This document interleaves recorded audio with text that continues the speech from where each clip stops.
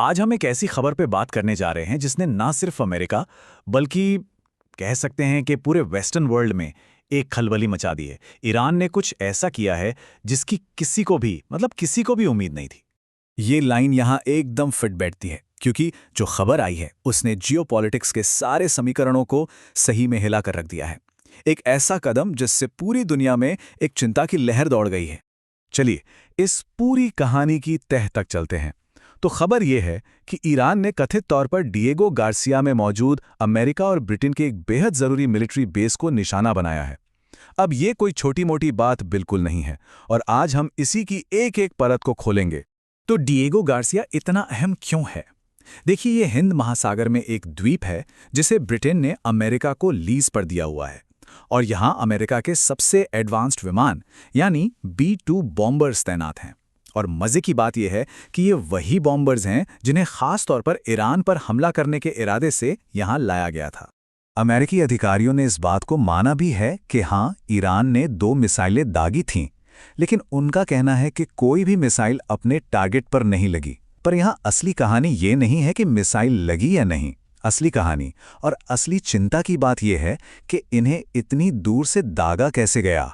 और बस यहीं पर सबसे बड़ा सवाल खड़ा होता है, एक ऐसा सवाल जिसने दुनिया भर के डिफेंस एक्सपर्ट्स के होश उड़ा दिए हैं कि आखिर ये मिसाइल इतनी दूर पहुंची तो पहुंची कैसे।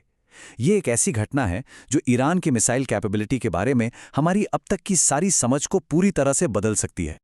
तब तक देखिए, दुनिया की सारी खुफिया एजेंसियां, चाहे वो अमेरिका की हों या इजराइल की, सब यही मानकर चल रही थीं कि ईरान की मिसाइलों की जो मैक्सिमम रेंज है वो करीब 2000 किलोमीटर है।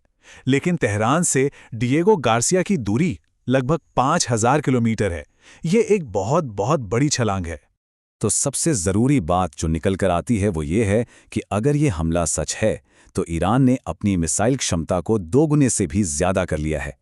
4 से 5000 किलोमीटर की रेंज, मतलब ये तो पूरा गेम ही बदल देने वाली बात है। एक्सपर्ट से अंदाज़ा लगा रहे हैं कि हो सकता है ईरान ने अपनी एक सीक्रेट मिसाइल का इस्तेमाल किया हो जिसे खुर्रम शहर 4 कहा जाता है। ये मुमकिन है कि ईरान ने इस मिसाइल को दुनिया की नज़रों से अब तक छिपा कर रखा हो, पर सवाल यह है कि उन्होंने और क्या-क्या छिपा रखा है। तो सवाल उठता है कि यह हमला अचानक हुआ क्यों? इसके पीछे घटनाओं का एक बहुत तेजी से घूमता हुआ चक्कर है जो सिर्फ 24 घंटों के अंदर अंदर हुआ। देखिए, टाइमलाइन को समझिए।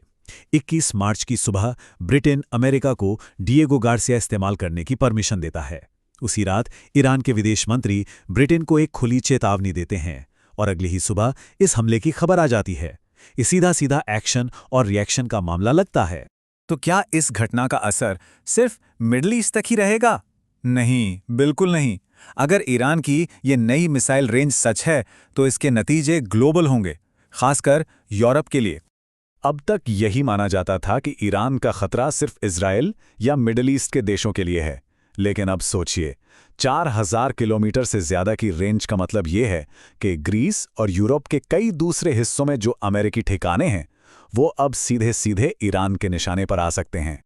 और इसी से पता चलता है कि दुनिया भर के एक्सपर्ट्स इसे कितनी गंभीरता से ले रहे हैं।